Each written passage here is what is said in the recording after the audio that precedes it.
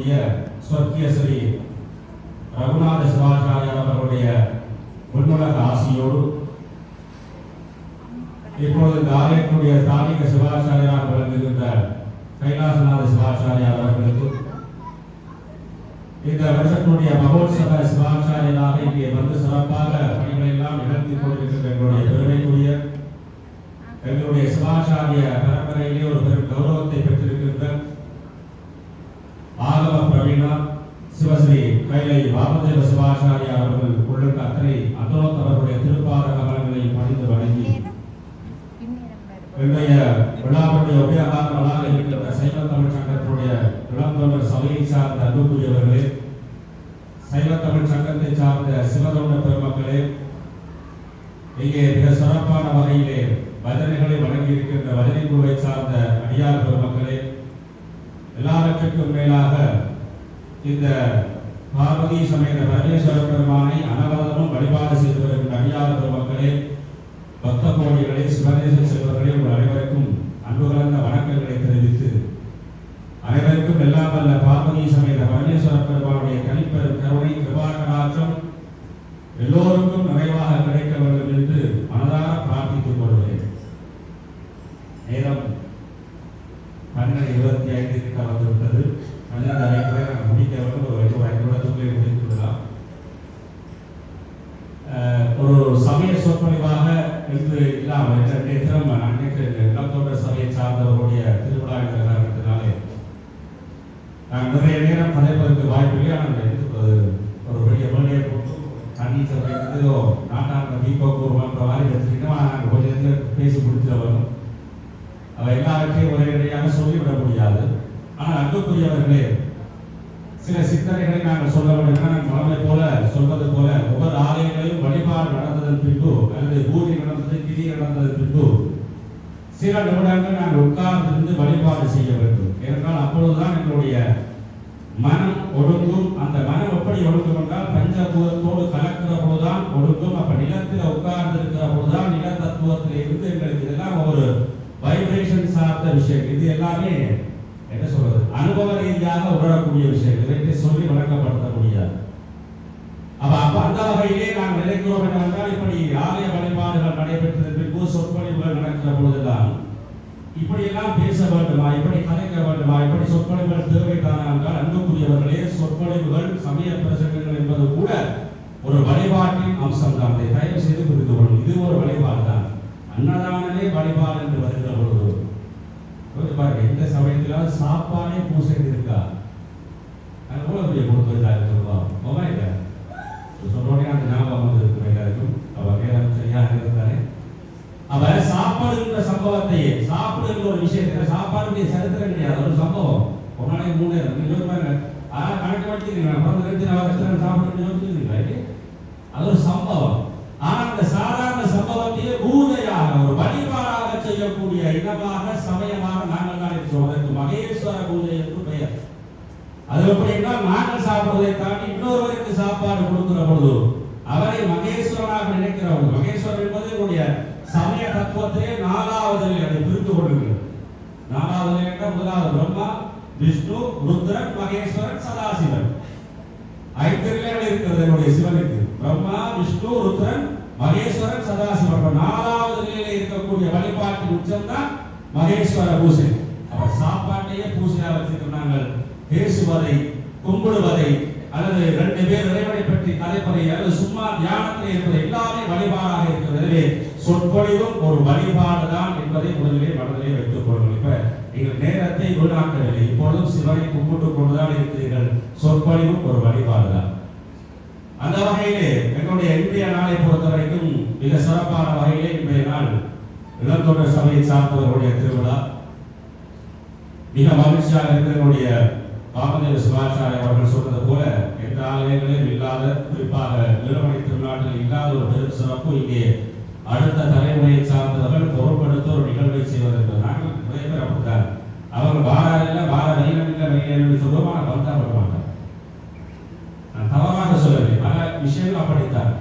அல்லது எங்களுக்கு ஒரு பதட்டம், அது கூட என்ன சொல்றது, வந்தா வர மாட்டாங்க, அவங்க கோபத்தில் இல்லை, எங்களுக்கு ஒரு பதட்டம், சரியா செய்து வருவாங்க. ஏன்னா நீங்கள் எத்தனை வயசானாலும் உங்கள் பிள்ளை உங்களுக்கு பிள்ளைகள் தானே.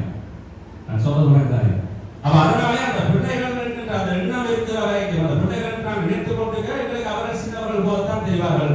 உண்மையிலே சொல்ல போனால் அவர்கள் எங்களை விட பெரியவர்கள், பல விஷயங்கள் எங்களை விட சாதிக்கக்கூடியவர்கள். அந்த வகையில் அவர்கள் இந்த வழிபாட்டை செய்திருக்கிறார்கள், மிக சிறப்பான வகையில் ஒழுங்க வைத்திருக்கிறார்கள்.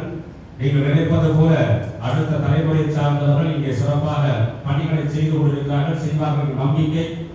இன்னும் சிறப்பாக சொல்ல போனால் தாயகத்திலேயும் இந்த பணி வழிபாட்டிலே உபயோகாரங்களாக நிற்பை போன்றபடி பணி செய்வது, அதுபோல தாயகத்திலும் அந்த தர்ம காரியங்களிலே அன்பே சிவம் என்கின்ற அறக்கட்டளையினுடைய அமைப்பினூடாக மிக சிறப்பான வகையிலே மரநடுகை திட்டத்தையும் இவர்கள் தான் அங்கே பொருட்படுத்தி செய்து கொண்டிருக்கிறார்கள்.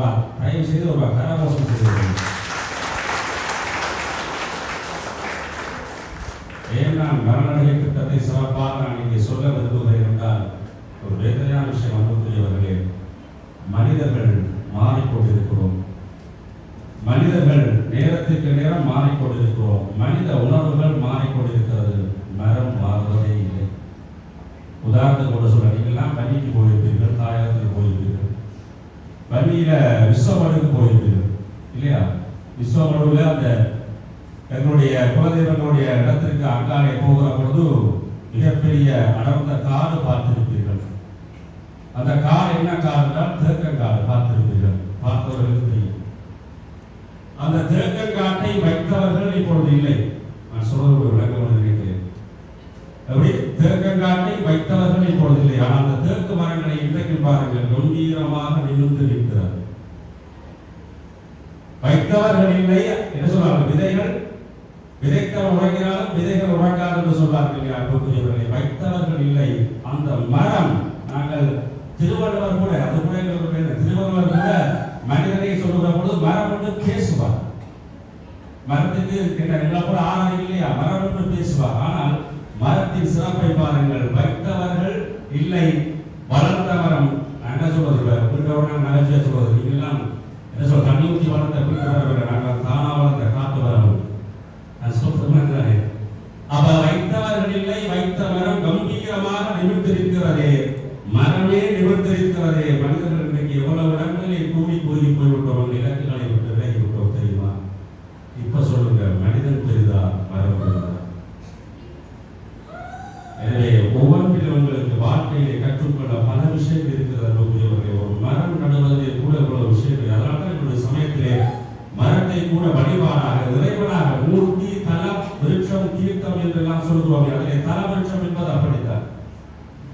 அந்த தல விருட்சம் என்று வருகிற போது ஏன் அந்த தலம் விருட்சத்தை நாங்கள் கும்பிடுகிறோம் தெரியுமா? அந்த மரம் என்றைக்கும் நிலத்தை விட்டுக் கொடுத்ததில்லை. அன்புக்குரியவர்களே, நிலத்தை விட்டுக் கொடுத்ததில்லை. ஆழ வேலும் என்றைக்கும் இருக்கிறது. அது நிலத்தை விட்டு எங்கும் போனதில்லை. அப்படி போக அடைய வந்தால் தான் விடுமே தவிர நிலத்தை இழந்து போவதில்லை. இன்றைக்கு நாங்கள் எப்படி இருக்கிறோம் என்று பாருங்கள். நான் இதை குறை சொல்வதாகவோ அல்லது யாருக்கு மனவருத்தம் சொல்வதற்காகவோ இல்லை.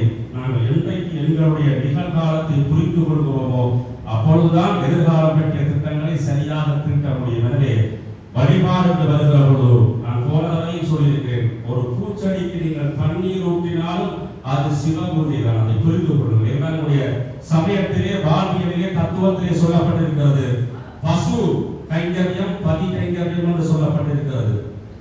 பசு கைங்கரியம், பதி கைங்கரியம் என்றால், பசு பதி கைங்கரியம் என்றால் இறைவனுக்கு நாங்கள் நேரடியாக செய்கிற வழிபாடுகள் எல்லாம் பதி கைங்கரியம். பதி என்றால் பானா தீனா, பரந்திருக்கிற திருவருள் என்று பொருள். அவர் பதி கைங்கரியம் என்றால், நீங்கள் திருவிழா செய்கிறீர்கள், சுவாமியை தொழிலை வைத்து கொண்டாடுகிறீர்கள், கோயிலுக்கு வந்து வழிபடுகிறீர்கள், அர்ச்சனை செய்கிறீர்கள், இறைவனின் பெயரால் செய்கிற எல்லாம் பதி கைங்கரியம் என்று வருகிறது. இறைவனுக்கு எல்லாம் செய்கிற, நேரடியாக செய்வதெல்லாம் இறைவனுக்கான பதி கைங்கரியம் என்றால், இறைவனால் படைக்கப்பட்டவர்களுக்கு செய்வது இறைவனுக்குரிய கைங்கரியம் தானே. நான் சொல்றது புரியுதா? அப்ப இறைவனால் படைக்கப்பட்ட எல்லாவற்றுக்கும் நீங்கள் நன்மை செய்கிற பொழுது அது பசு கைங்கரியம் என்று. பசு என்றால் ஆன்மா, உயிர்கள் என்று பொருள். நான் நேற்று கூட சொன்னேன், மான் என்பது என்னுடைய ஆன்மாவின் வடிவமாக இருக்கிறது. எல்லா இடங்களிலும் இருக்கக்கூடிய எவராக இருக்கலாம், ஒரு தாகத்துக்கு தண்ணீர் கொடுத்தாலும் அது எப்படி இருக்கும்? இறைவனுக்கு செய்கிற கைங்கரியம். இறைவனால பகவான் உதாரணத்துடைய வீட்டுல அம்மா சமைக்கிறாங்க, அம்மா நடக்கும். நான் உதாரணத்தை சொல்றேன், அம்மா சமைக்கிறா, அப்பா பேப்பர் பார்த்து விடுறார், அம்மா சமையல் செஞ்சு கொடுத்தீங்க, அப்பா வாசல் சொல்றார், இஞ்சப்பா ஒரு தண்ணி எடுத்தான்னு சொல்றேன். சமைச்சு கொடுக்குற அம்மா எவ்வளவு போகும்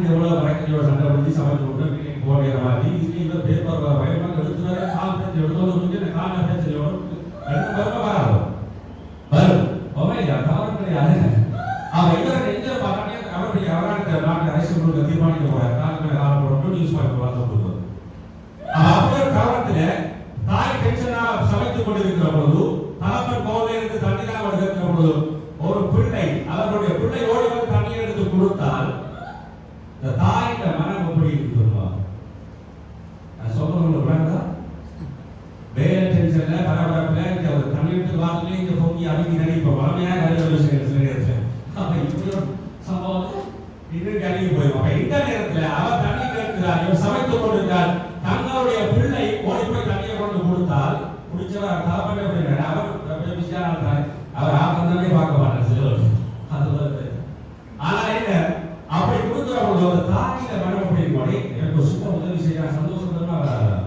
இப்படித்தான் மற்ற உயிர்களுக்கு நீங்கள் உதவி செய்கிற போது கடவுள் சந்தோஷப்பட என்றால் உயிர்களுக்கு உதவி செய்வது கடவுளின் குணம் இல்லையா கடவுள் வேலை அடக்க டியூட்டி இல்லையா படைத்தவர் நான் சொல்றேன் படைத்தவர் படையெடுப்பான் அதனால சும்மா படுத்திருக்கிறார் உழைப்போம் வந்தது அப்ப கடவுளுடைய கைங்கரியம் என்பது என்ன மக்களை காப்பாற்ற வேண்டும் உயிர்களை காப்பாற்ற வேண்டும் உயிர்களை காப்பாற்றுகிற மக்களை காப்பாற்றுகிற ஒரு வேலையை நீங்கள் செய்தால் கடவுளுக்கே உதவி செய்தவர்களாக விடுகிறீர்களா இல்லையா அப்ப சந்தோஷப்படுவார்களே இதனாலே தான் அதற்கு பசு கைங்கரியம் என்று பெயர் வைத்திருக்கிறார்கள் அன்புக்குரியவர்களே நாங்கள் வாழ்க்கையை செய்கிற ஒவ்வொன்றும் எங்களுக்கு நன்மை மட்டுமல்ல மற்றவர்களுக்கு ஒரு நன்மையை பயக்க வேண்டும் இன்றைக்கு என்ன ஆகிவிட்டதாக சமகால வாழ்க்கை முறையிலே எல்லாவற்றையுமே நாங்கள் கேள்வி கேட்க தொடங்கிவிட்டோம் ரெண்டு விதமான பிரச்சனை இருக்கிறது ஒன்று ஹார்ட் ஒர்க் என்பதை ஸ்மார்ட் ஒர்க் தான் பெருசு